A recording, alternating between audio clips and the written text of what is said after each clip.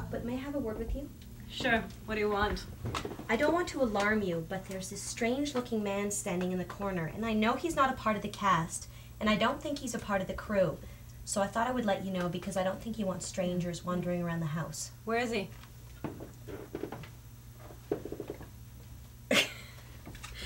Don't worry about him. He's the boy toy. The boy toy?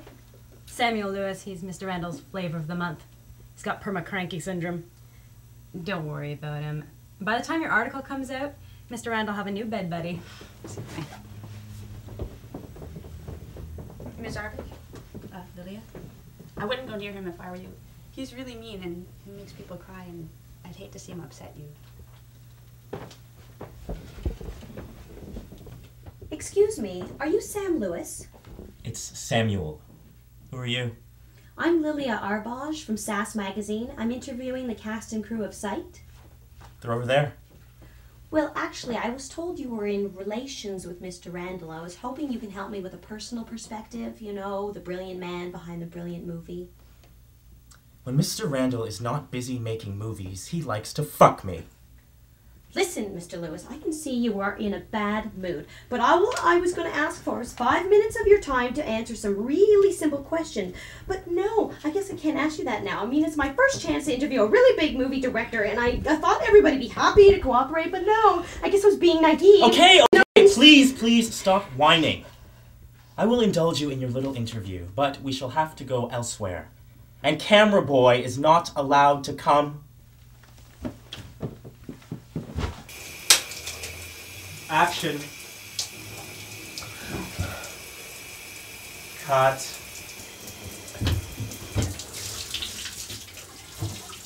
Where the hell is the knife?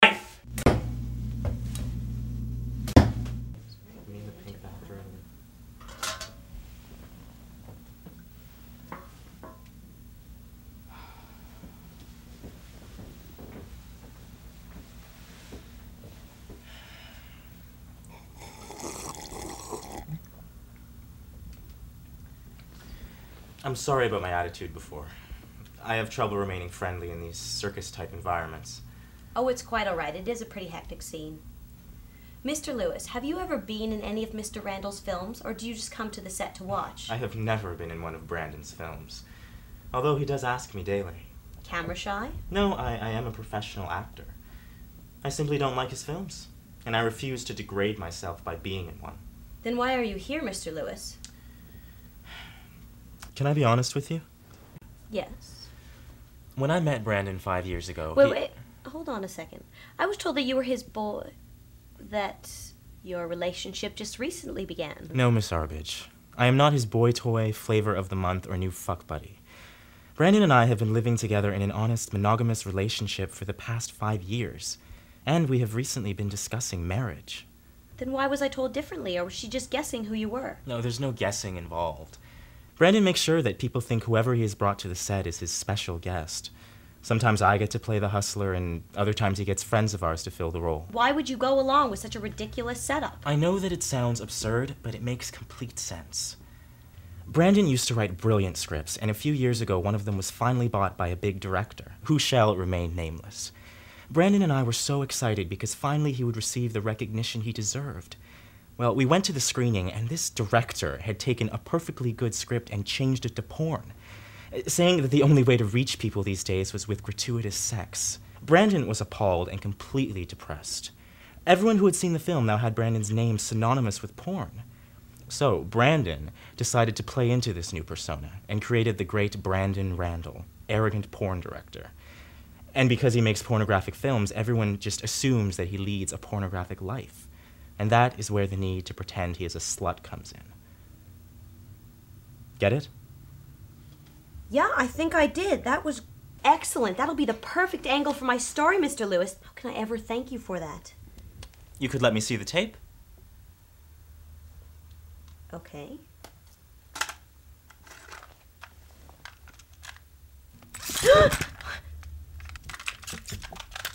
Why did you do that? I told you that story because I feel bad when naive people get sucked into Brandon's little land of fraud without knowing what the real deal is. But you are to keep that a secret. And if you tell anyone what I just told you, I will make sure that you never get another film assignment again.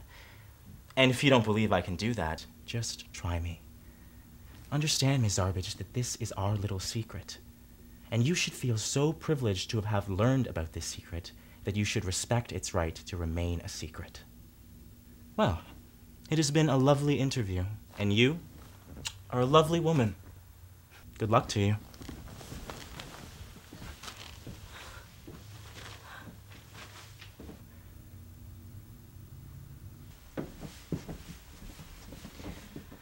Oei, geweld. Fegel is geen gasten nog oben.